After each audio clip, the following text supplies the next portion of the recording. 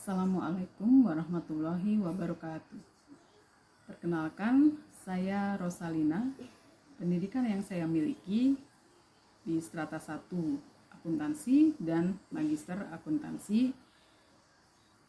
Bidang keahlian yang saya miliki adalah akuntansi, baik akuntansi keuangan maupun akuntansi pemeriksaan atau audit. Saya dosen strata 1 program studi akuntansi Sekolah Tinggi Ilmu Ekonomi Manajemen Bisnis Indonesia yang berkedudukan di Kota Depok, Provinsi Jawa Barat. Serta saya pun aktif dalam kegiatan pendidikan dan pelatihan sebagai narasumber yang sesuai dengan bidang yang saya kuasai, yaitu akuntansi. Video ini saya buat untuk memenuhi instrumen pernyataan diri dosen dalam unjuk kerja Tridharma Perguruan Tinggi atau PDD UKT-PT. Dalam kesempatan ini saya akan menjelaskan mengenai rencana pembelajaran semester mata kuliah yang saya ampu, yaitu mata kuliah Etika Profesi Akuntansi. Etika Profesi Akuntansi adalah mata kuliah pilihan yang didapat di semester genap dan berjumlah 3 SKS. Capaian pembelajaran dari mata kuliah ini adalah mahasiswa dapat menguasai konsep dan teori etika profesi akuntansi, juga mahasiswa mampu menerapkan nilai-nilai etika bisnis dan lingkungan bisnis. Yang ketiga, mahasiswa mampu mengimplementasikan pengambilan keputusan etis. Yang keempat, mahasiswa mampu memahami dan menganalisis perilaku etika dalam profesi akuntan. Dan yang kelima, mahasiswa mampu memahami dan menganalisis permasalahan yang berkaitan dengan etika profesi. Deskripsi singkat dari mata kuliah Etika Profesi Akuntansi adalah mata kuliah ini bertujuan untuk memberikan pemahaman kepada mahasiswa tentang nilai-nilai etika, kesadaran etika, dan kode etik profesi akuntan. Selain itu juga dibahas mengenai CSR, GCG, pengambilan keputusan etis, dan pembahasan terkait fraud. Adapun materi pembelajaran yang saya berikan kepada mahasiswa yaitu sebagai berikut. Yang pertama, akuntansi sebagai profesi yang membahas mengenai kedudukan dan pentingnya etika bagi seorang akuntan. Juga membahas mengenai berbagai tahapan dan proses pengakuan akuntan sebagai profesi. Apa saja kompetensi yang harus dikembangkan oleh seorang akuntan jika ingin mempertahankan eksistensinya. Kedua, tahap perkembangan profesi akuntansi. Yang ketiga adalah etika dan norma. Yang keempat, etika profesi, kode etik dan tantangannya. Kelima, etika bisnis dan budaya organisasi yang membahas mengenai etika profesi dan kode etik dalam profesi akuntansi.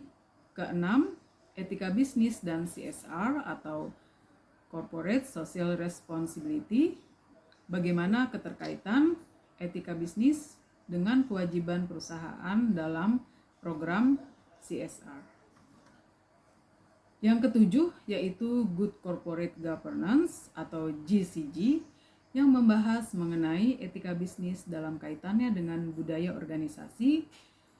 Kedelapan, pengambilan keputusan etis. Kesembilan, etika profesi akuntan yang membahas apa saja unsur-unsur dan langkah-langkah atau profesi pengambilan keputusan etis.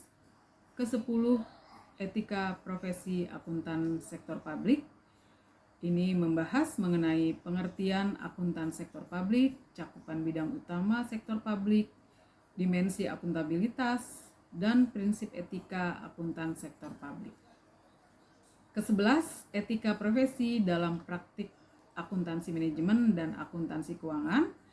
Yang ke-12, etika profesi dalam praktik akuntansi perpajakan. Dan yang ke-13 yaitu makna dan karakteristik fraud, masalah etis fraud, dan upaya pencegahannya. Berikut saya sampaikan sistem pembelajaran yang saya gunakan, yaitu hybrid, di mana ada tatap muka yang merupakan sistem utama yang digunakan. Lalu jika diperlukan akan ditambah dengan tatap maya. Untuk diskusi kami menggunakan Zoom, Google Classroom, ILMS maupun WA Group. Berbagai strategi, teknologi, dan metode pembelajaran saya gunakan dengan tujuan agar dapat meningkatkan kualitas mahasiswa dan memperoleh lulusan yang kompeten di bidang akuntansi. Metode pembelajaran yang saya terapkan ada 3, yaitu yang pertama adalah ceramah untuk penyampaian materi, pengantar, yang kedua adalah diskusi kelompok, dan ketiga adalah pemberian kuis untuk latihan kepada mahasiswa. Dalam metode ceramah yang saya terapkan ini bertujuan agar proses transfer pengetahuan berjalan lancar sesuai dengan yang diharapkan dan tercipta interaksi personal antara dosen dan mahasiswa. Untuk diskusi kelompok, saya memberikan baik pernyataan maupun kasus yang menjadi topik terkini. Dalam bidang akuntansi, saya juga memberikan bahan untuk penyusunan laporan keuangan agar mahasiswa mendapatkan pengalaman membuat laporan keuangan sehingga terbentuk keterampilan. Dengan demikian, mahasiswa dapat lebih aktif lagi dalam berinteraksi baik dengan dosen maupun teman-teman mahasiswa lainnya dalam proses pembelajaran. Dalam diskusi juga diharapkan mahasiswa dapat terbiasa berkomunikasi dengan orang lain dengan baik, dengan adab yang baik, serta terbiasa dalam bertukar pikiran, berpikir logis, dan dapat belajar menghargai pendapat orang lain, serta dapat belajar bagaimana berbicara dalam forum. Dan yang ketiga adalah metode kuis atau latihan, merupakan satu alternatif agar dosen dapat memberikan penilaian kepada mahasiswa. Metode latihan ini dapat memicu mahasiswa untuk antusias dan lebih serius dalam mengikuti proses belajar mengajar. Metode ini dilakukan saat materi dan pembahasan materi hampir rampung, sehingga dapat juga dijadikan alat untuk mereview materi yang telah dibahas dan dapat mengetahui hal-hal yang masih kurang atau masih harus diperdalam. Agar lebih mudah dalam penyampaian materi, saya menyiapkan perangkat berupa slide materi, referensi yang dapat dibaca oleh mahasiswa agar lebih banyak pengetahuan yang dapat diterima. Dalam sistem penilaian, kami menerapkan 20% kehadiran dan keaktifan mahasiswa, 20% untuk tugas, 20% untuk UTS, dan 40% untuk UAS. Berikut ini saya sajikan rekaman proses pembelajaran dari mata kuliah Etika Profesi Akuntansi, di mana ada muatan delivery atau penyampaian materi pembelajaran, ada interaksi atau forum diskusi, dan assessment atau tugas dan kuis menjadi komponen dalam pembelajaran. Silakan saksikan cuplikan videonya.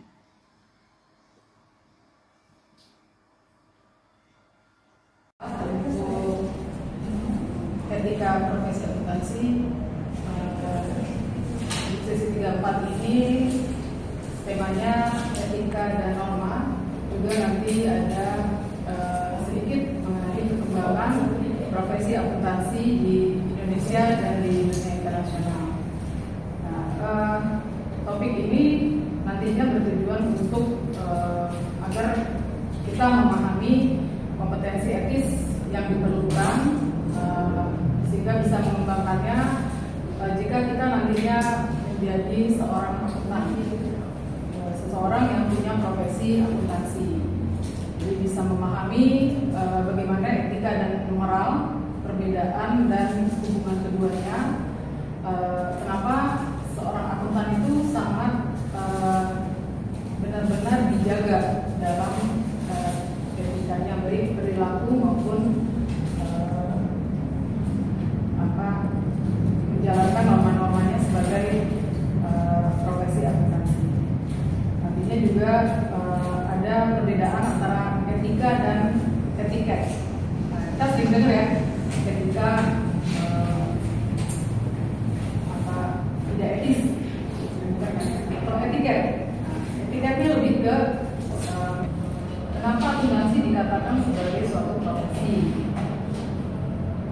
Mungkin ada yang sudah ada gambaran apa sih akuntan itu profesi. Kita pernah di sesi lalu ya membedakan antara profesi dengan pekerjaan. Kalau pekerjaan itu untuk bertahan hidup gitu ya, untuk semata mencari nafkah. Nah, profesi apa? Kira-kira apa nih yang menyebabkan akuntansi itu juga dikatakan sebagai suatu profesi?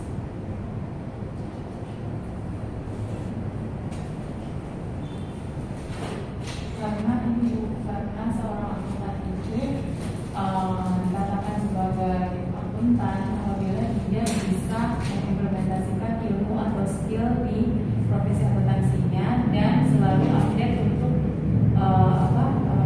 ketentuan-ketentuan di dunia akuntansi itu sendiri. Ya, itu bagus ya. Jadi ada pembaharuan, selalu ada pembaharuan tentang pengetahuannya sebagai akuntan. Ada lagi mungkin?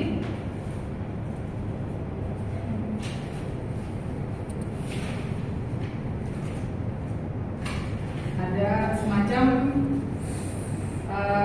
prasyarat ya. Ada semacam prasyarat seseorang dikatakan sebagai akuntan. Mungkin dia pernah mengikuti ujian ya. Kalau sekarang kan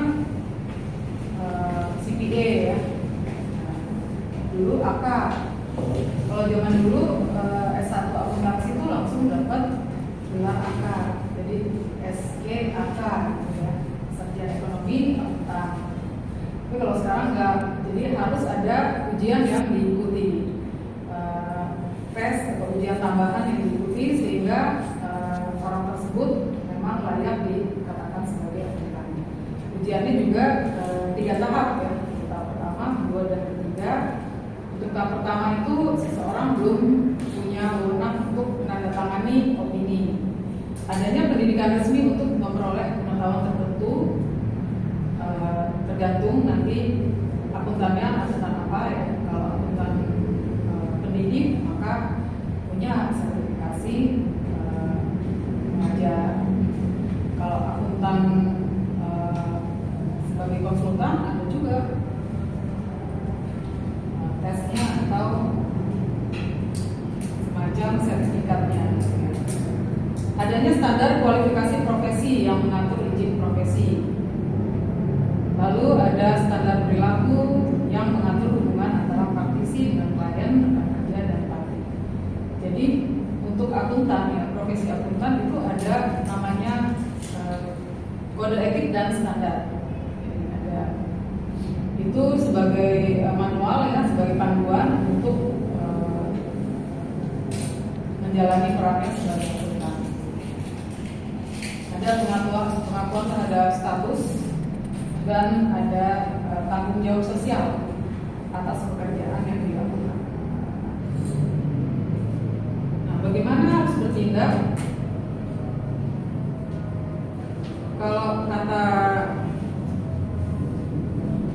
Buchner ya 1915 ini pasti belum lahir ya. Tua banget ya, udah 1915 itu profesional, karakteristik profesional itu seperti apa? Kalau kata Buchner, ini melibatkan pekerjaan atau karir yang bermanfaat dan benar. Bermanfaat dan benar. Nah, ini mulia sekali ya, attitude of mind. Lalu yang kedua, harus ada expert knowledge, memerlukan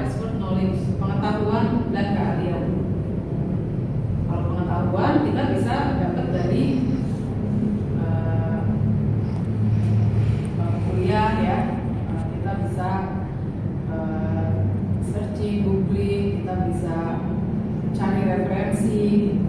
Tapi kalau expert itu kita harus ikut yang namanya tadi ujian-ujian.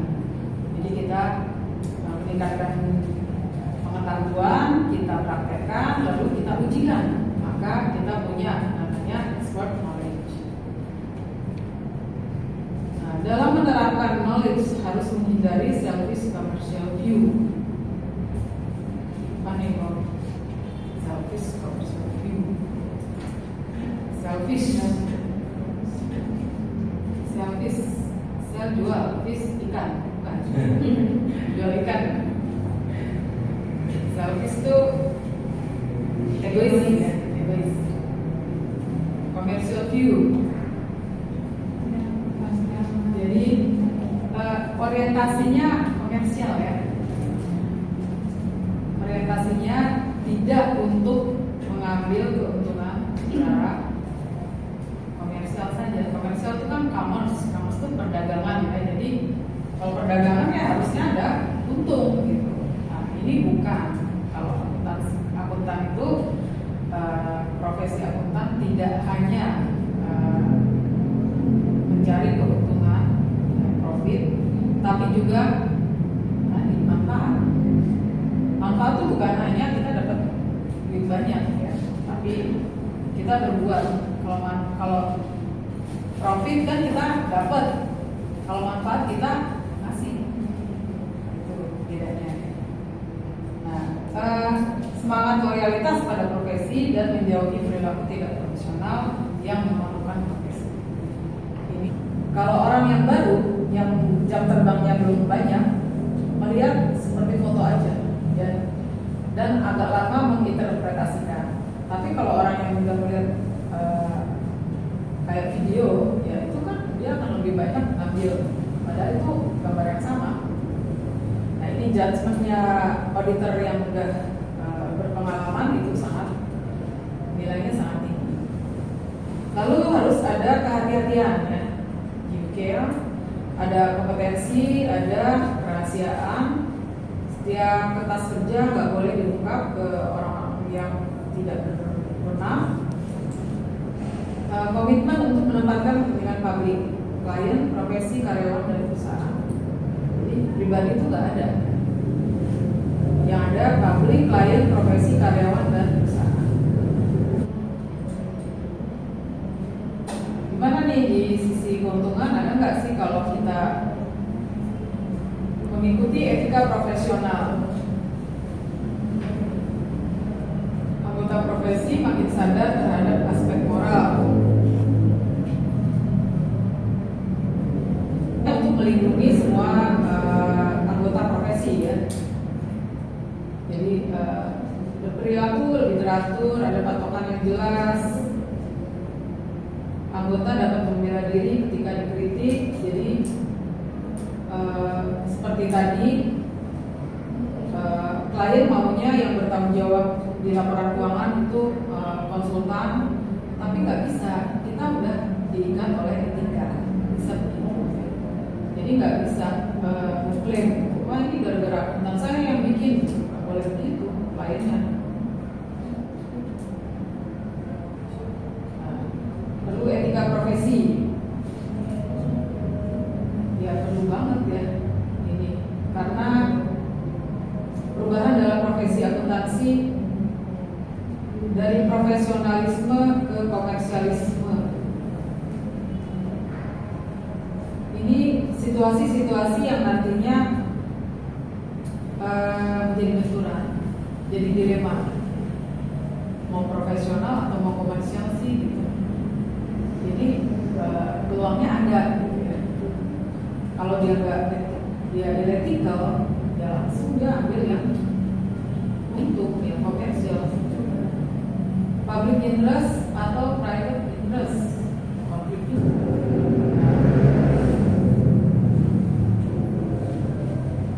Sekarang ada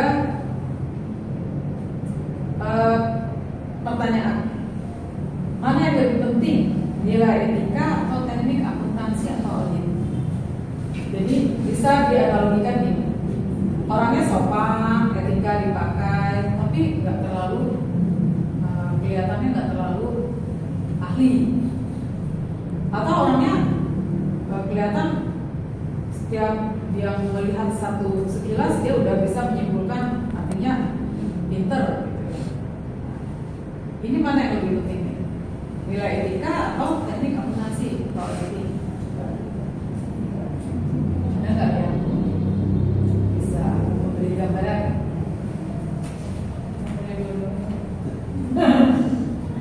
Harusnya dua-duanya ya. Aldi kenapa? Saya etika, soalnya kalau misalkan pintar tapi etikanya bagus itu bisa kayak bantuin klien orang kaya sehari bisa melakukan pikiran. Ada lagi?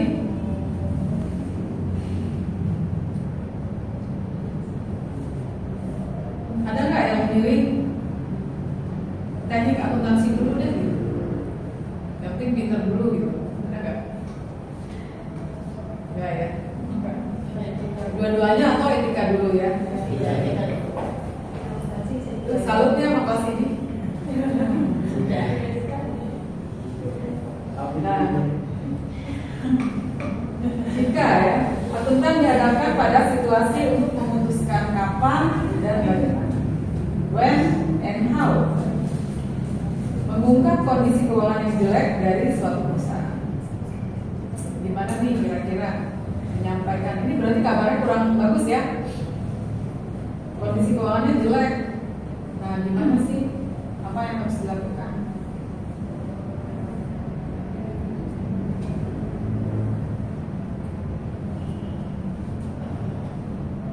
Kalau kita bayangkan ada proses audit itu kan ada pre-audit ya.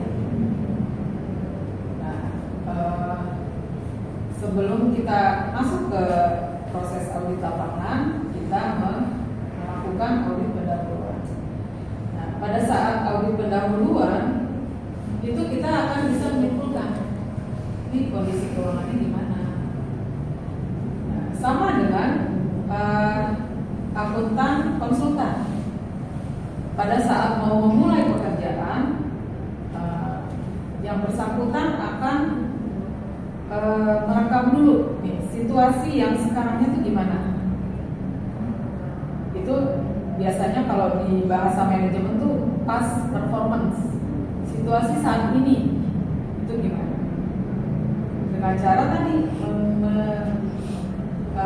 menggathering data ya, menyimpulkan, mewawancara, ngambil informasi dari file-file perusahaan yang boleh diakses ya. Nah, baru disimpulkan, oh ternyata kondisi keuangannya jelek. Nah, bagaimana nih? Kapan dan bagaimana? Ini Anderson ya. Orangnya pintar ya. Tapi jangan ditiru ya. Karena pekerjaan audit dan akuntan ini moral, maka kita ya mau nggak mau harus menggunakan itu untuk menjadi dasar peran kita sebagai akuntan. Jadi harus ada norma-norma, ya. Harus punya kematangan organik biologik. Organik biologik itu kedewasaan, bukan hanya umurnya yang banyak, tapi kedewasaannya juga ada. Nah, ini norma-norma dalam profesi, ada norma umum. Norma umum itu ya yang berlaku di masyarakat ya. Semua profesi ada di situ.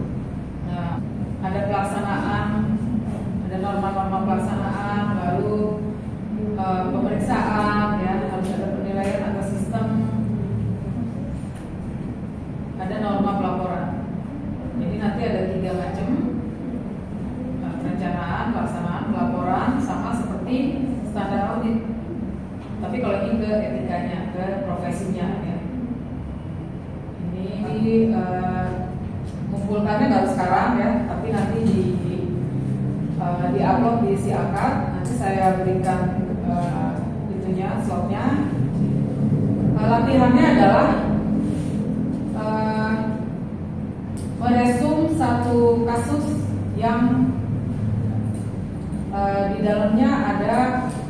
konflik kepentingan.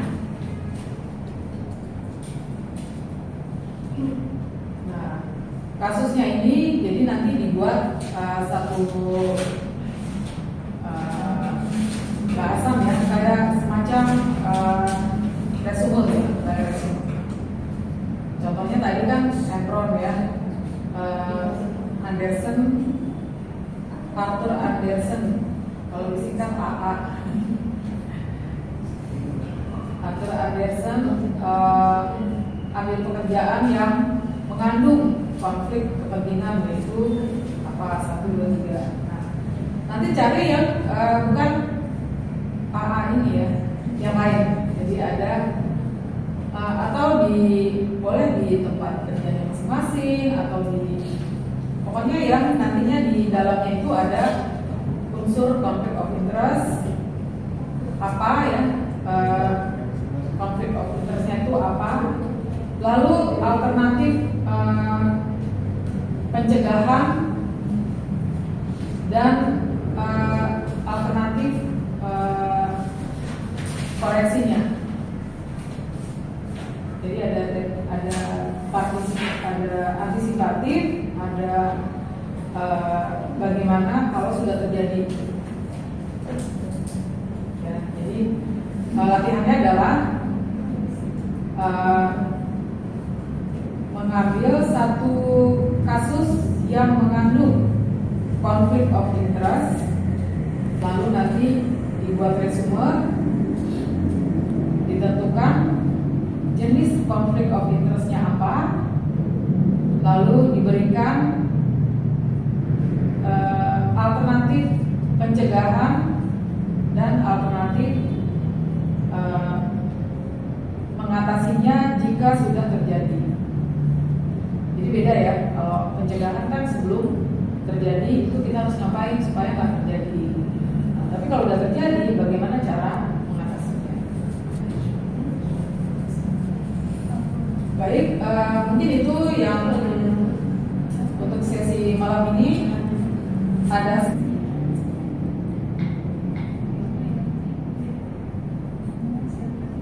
etika profesi dan tantangannya, tapi ini hanya sedikit, nanti bisa sekalian upload aja nanti di silakan. Baik, kayaknya ini materinya udah selesai sih. Latihannya juga ngerjakan di rumah aja ya. Kalau gitu bisa kita selesaikan ya sesi 3 dan 4. Nanti kalau saya besok belum upload, tolong diingatkan ya. Kadang-kadang saya udah ke urusan lain jadi keskip. Biasanya seminggu ya, biasanya saya kasih waktu seminggu. Baik, untuk 3 dan 4. Oh ya, sebelumnya ada pertanyaan lagi nggak? Untuk latihannya juga sudah jelas ya. Baik. Kalau itu kita selesaikan, kita akhiri sesi 3 dan 4 untuk etika profesi akuntansi yang membahas mengenai kode etik, ya, etika dan norma. Kita ketemu lagi habis libur ya, Lebaran. Oke. Mudah-mudahan kita sehat semua ya. Nanti Lebaran jangan lagi mumpung ya. Pokoknya tetap jaga kesehatan dan mudah-mudahan kita ketemu lagi di situasi yang lebih baik. Terima kasih atas perhatiannya. Assalamualaikum warahmatullahi wabarakatuh.